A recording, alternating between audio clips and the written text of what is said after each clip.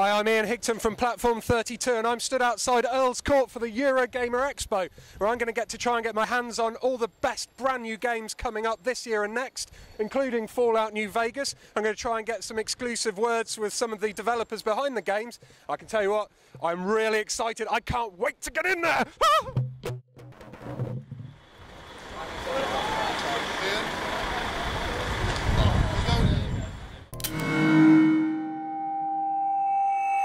For those of you sat there asking yourselves, why is that weird ginger guy getting so excited? And what the freak is a Eurogamer Expo anyway? Allow me to give you a brief history lesson. Eurogamer began in 1999 as a website which covered all things video games. It grew in popularity until 2008 when it held its first official expo.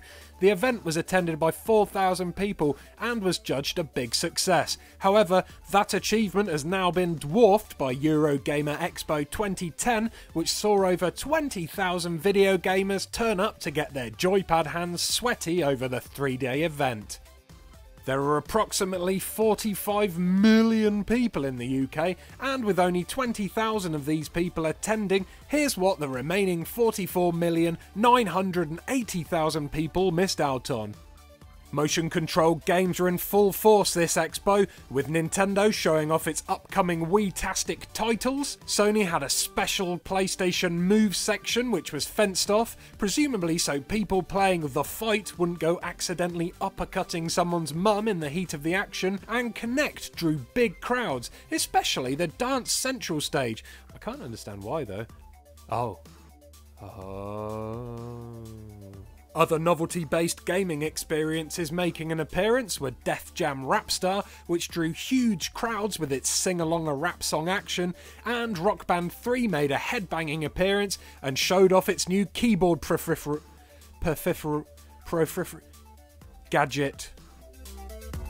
3D games in attendance included Killzone 3 and MotorStorm Apocalypse, and I have to say, out of those two, the 3D in MotorStorm looked a lot more impressive, suiting the frantic driving action a lot better than it did with the sci-fi shooter. Still, both looked fantastic, and helped convince me even more that 3D gaming is the way forward. Oh man, I want a 3D TV.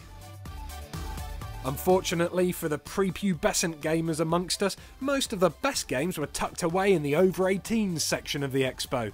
Some of the X-rated goodies on show included Dead Space 2, which is bringing Scary back in January 2011. The demo on show had a few puzzle and combat sections to try out and introduced us to a few new bad guys like the Puker and the Crawlers, mutated killer babies, so freaky looking that they even managed to make the ceiling baby from Trainspotting look all cute and cuddly.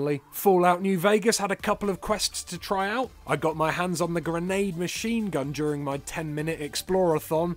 Best weapon ever. And Gears of War 3 was drawing huge crowds with its Beast mode, a kind of reverse Horde mode that puts the player in the shoes of the Locust as they try to wipe out COG forces. Oh, how the worm turns, or something.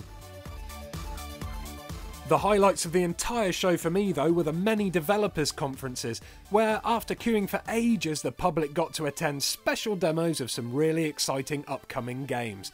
Peter Molyneux explored the history of the Fable franchise and announced the Kingmaker mobile phone app which ties in with Fable 3. The makers of Deus Ex Human Revolution demonstrated some silent takedowns and fought a gigantic mech during an amazing demo which left the audience gasping. Tim Willits from id Software demoed a few levels of Rage, showing off the vehicular combat, crazy weapons and gigantic mutant bad guys. We were also treated to a demonstration of how Killzone 3 will work with PlayStation Move, and it looks like it might actually work pretty well. Plus, legendary developer Yuji Naka had a special Q&A session where he talked about his new game, Ivy the Kiwi, and his most famous digital child, Sonic the Hedgehog. Phew, there were loads more developers in session, but I'm running out of breath. The amazing lineup of games, friendly staffers, and awesome special guests made this Eurogamer Expo a joy to attend. If you love gaming, make sure you keep next October free in your diary, because if this year's Expo is anything to go by, Eurogamer 2011 is gonna be immense. Stay tuned to Platform32 in the coming weeks as we bring you some exclusive features and competitions from some of the most high-profile developers who are in attendance at Eurogamer Expo. Want to win this signed Brink t-shirt? Well, keep watching for our interview with Paul Wedgwood, CEO of Splash Damage, where he takes us to the brink with news on, Brink. He was beating up his dad, skulking around the basement of our office. And how about winning this signed Rage t-shirt? Would you like that? You would?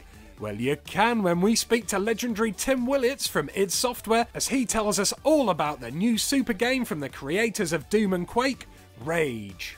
Is there anything you can tell us about Rage that you've not told anyone else?